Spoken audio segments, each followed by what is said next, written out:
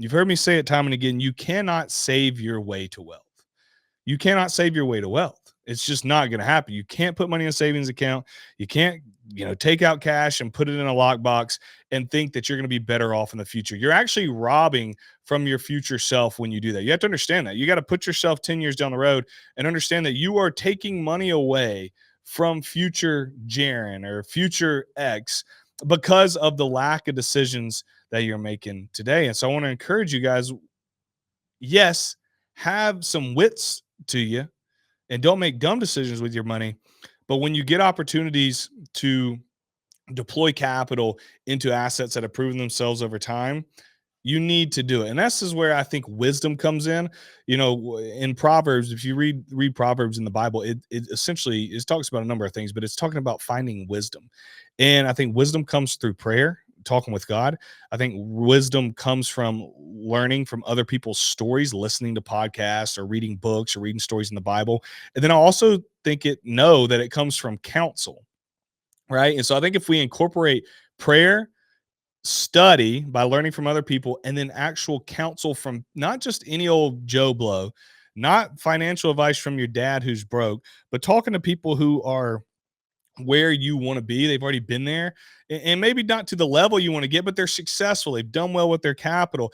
Asking them, hey, this is what I'm thinking about doing. This is the opportunity I have. What do you think? What have you done? And you'll be surprised, man. You have two of those conversations with some older folks. They don't even have to be older, just people who've already done what you're wanting to do. It will give you a new perspective. But what happens is people will sit down and they'll go to lunch or they'll have breakfast with somebody who isn't doing what they were wanting to do. And then that person's skeptical because the middle class person who's usually somewhat broke is skeptical because they haven't done the thing. So they can't give you wisdom because they haven't gone and done it. And so I encourage you guys to pursue investments like real estate and don't allow the fear of losing your capital hold you back. And when I say losing your capital, taking it out of your bank account and deployment, because that's going to be the only way that you're going to build wealth. And I'll tell you, this year, I was on with my team this morning and we had a team meeting at 9 a.m. And, we were talking about the business and the things we were doing just, on social media and how we are going to help our students that we coach to invest in real estate. And then I just got to start talking about real estate with them and all the deals that my team is buying right now. And guys, we are buying so many deals because there's so much opportunity. The market's been so slow that the prices are softening. Okay. And so I want to tell you exactly what I'm doing to get deals. All right. This is exactly what I'm doing to get deals. Go and deploy it.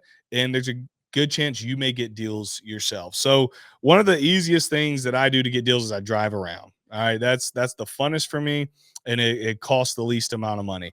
As I literally hop in my car, I'll drive around my town. All you guys can do this, even those of you who live in expensive neighborhoods, you can go and do this because there's probably opportunity for you to flip homes. And I want you to drive around what I call B-class neighborhoods. So it's not the nicest part of town, but a step down, kind of the working class neighborhoods. We don't want to go to the rough parts of town where there's a bunch of crime. Stay away from those. So somewhere in the middle of the nice one and the really not nice parts of town. Drive around and look for vacant homes. So look for homes that are with overgrown yards and nobody's there. Or if you go in the evening time, no lights are on, and look up who the owner is and call the owner. If the owner's dead, look up who his sister is, who his cousin is, who his brother is, who his business was, and get a hold of the person who's in control of that property now. And then you're going to call them and say, hey, I live in the area. I was driving around. I saw that this property looked vacant. I'd be interested in buying it if you guys would sell it. And then have that conversation, get a meeting set up. Okay. Very easy to do. All you should be doing that every week. I usually take 1 to 1.5 hours every week to just drive around and see with my own eyes what's available.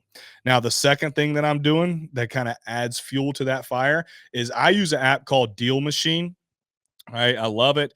It works good for me. And so when I drive by a house like that that's vacant, I will call them and text them. And then if I don't hear back immediately, I will start sending mailers to them. Okay. And I usually send them every 30 to 45 days. And all I have to do on that app that I use is literally press the start mail button. and it starts sending them mailers, and I can set how many days in it, like how often do I want them to get them? Every 30 days, every 45 days. And I usually do it for, depending on the property, usually around 45 days. And I'll hit send, boom, and now they're getting mail from me too. So then I'll call them every week, put it in my calendar. If they didn't answer, I'll put another reminder, call the person the following week, call them, and they're getting mailers from me. Okay. So that's the first thing I do. Very, very simple. You all can do that. The second thing I do, which costs a little bit more money, but we've got pretty good ROI, is I will send out targeted mailers. So one of the mailers that has worked fantastic for me, I just closed on a duplex last week using this mailer, and then I just been negotiating on a quadplex that I'm going to look at either after this show or tomorrow. And both of it came from what I'm about to tell you. So in the Deal Machine app, and if you use another app, I don't care. This isn't sponsored by Deal Machine. I'm just telling you guys exactly what I do. I will go and I will make a list of certain property owners. So, one of the ones that has worked well for me and that I think is a great contact point, especially for anybody new in real estate, because it's an easy conversation to have, is I will type into the software, I'll say, pull me the list of all the owners in this particular area who are corporate owners, which just means they're LLC owners, which just means there's a very strong chance they're investors. And the house is vacant. Okay. So corporate owners with a vacant home. Now, if you want to tighten that up even more to people who I think are even more willing to sell, is corporate vacant owners who live out of state. So the owners actually live out of state. That dials it in even more. But I think you can probably pull the out of state back and just hit LLC owners who have vacant homes. Okay. These are going to be landlords who they're in the middle of tenant turnover for whatever reason, or they bought a property and they haven't got to fixing it up. This is a fantastic time for one investor to buy a property for another investor from another investor. Why? Because when tenants leave, investors do not really, I don't say they don't want to. Let me word this correctly. When tenants leave, money has to be put into a property. Okay. That's just all there is to it, because they're going to have messed up the property where you got to put new carpet in, you got to fix drywall. I mean, it could be simple fixes or it could be a little bit more. And so this is a great opportunity for, hey, this investor's had this property for, 5 years. He's had two different tenants. Tenant just left this time, and he doesn't really feel like putting money in it to get a new tenant in there. What does that open up the opportunity for you?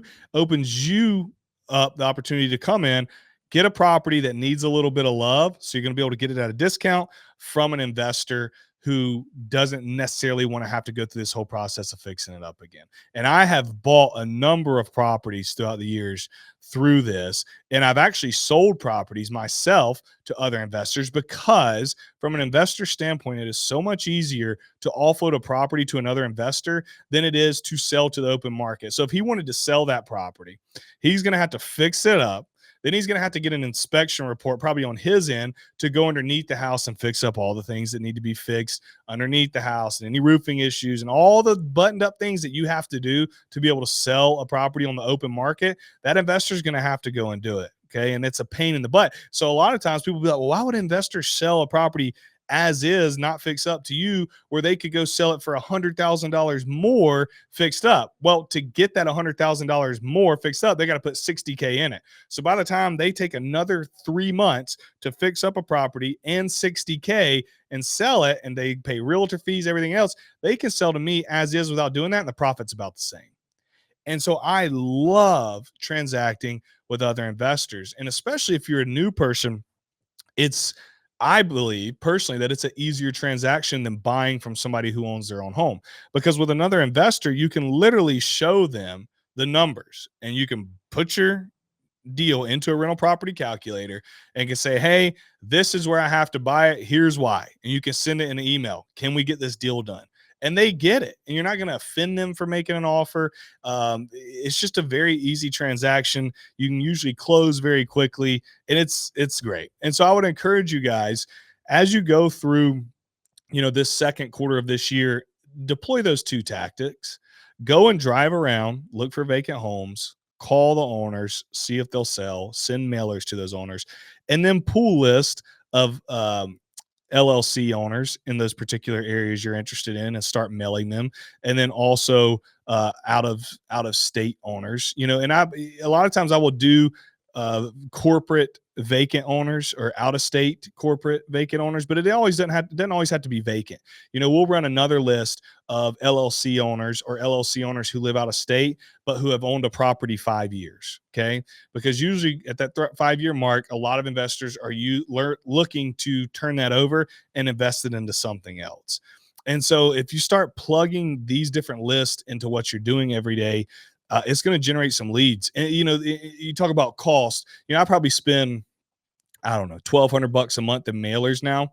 But for example, I sent at the time I was spending about $600 in mailers, and I got a duplex. We just bought it last week for 87,000, and it's going to take about 12K worth of work. So just say we're all in at 100,000, okay, give or take. It is worth around 160. So take 160, right? Let's just take fees out of 160. So 92% of 160. That leaves us at 147 minus 100,000. That gives me $47,000 worth of equity that I have in that duplex. Or if I sold it, I'm going to make about $47,000. And then after taxes, we'll say we'd keep 30,000 roughly. Okay. I've just made 30,000. That was off of one mailer. So now if I'm spending $1,000 a month in mailers, that's 12,000 a year. But off of one mailer, I made $30,000 in profit. Now I have 2 years of mailer marketing covered off of one mailer and a duplex, and you're going to get a lot more deals like that. And so, I understand it's scary deploying capital to market for properties. And so a lot of times I will encourage people, drive for dollars, find the vacant properties yourselves, go to local meetups, get on wholesalers list, have agents bring deals to you, right? That doesn't cost you any marketing. But if you're wanting to turn up the heat a little bit, mailers right now for us guys, there's a lot of different ways you can market. That and calling people has been huge. And so I want to encourage y'all, don't miss out on this right now. There's deals, is why I'm so excited about talking about this. There's a lot of deals right now because the market's been sitting very stagnant. There's almost some stagflation in real estate, and it's just been in some markets. And then in these other markets, prices are softening down because there hasn't been any movement, like very little movement. So if a house is sitting for 60 days, they got no choice but to drop the price and drop the price and drop the price. And then investors know, if you're dealing with investors off market, they understand how the market is, right? And so you look and say, okay, they bought it for this. I need it for this. This is a good spread for them. It's a good buy for me. And you just go buy as many deals as you possibly can in 2025. And, I've been preaching this every episode this year, but I'm begging guys and gals, please go buy as much as you can in 2025 and 2026. Please go buy as much as you can in 2025 and 2026. Write it down. Put it in your calendar for 2027 to follow up on what Jaron Sustar said on March 17th at 11:16 a.m. When we get to 2027, 2028, 2029, it's going to be a very, very, very strong bull real estate market. And so the more that you can buy and own right now, the better off you're going to be then. Okay. Prices going to take a year and a half, 2 years for prices to start picking up again. They got to get interest rates down. Prices are still going to have to come down. And then we're going to start seeing an uptick at the end of 2026 and into 2027 with movement in the market, which is going to drive prices up. And so if you want to capitalize on that, then buy. You should be buying at all times. I bought in 2020, 21, 22, 23, 24, 25. So you shouldn't stop buying. But sometimes there's even better times to buy. Like I would say that 2018, 2019, and 2020 were better than 21 and 22 to buy. Right. But that doesn't mean I didn't buy in 21 and 22. I still bought. It just, there weren't as many deals. Well, we're in a time right now where there's actually this is the best real estate market to buy we've been in the last probably 5 years, 4.5 years right now. We're living in it. You're living in it right now. You want to be able to look back and say, man, yeah, he bought in 2025, 2026. You got good deals, because that's what the conversation is going to be in 5 years from now. And so again, it's not like you're not buying in 2010 and 2011. Those days are over, right? That was one of the best times to buy real estate in our lifetime. But right now is a fantastic time. And so I want to encourage you guys, go out and do as many deals as you possibly can over the next 2 years, and you will thank yourself after that. So, question from the listener: should I invest in real estate if I have bad debt? Well, I think it depends. I am a big proponent of getting bad debt paid off.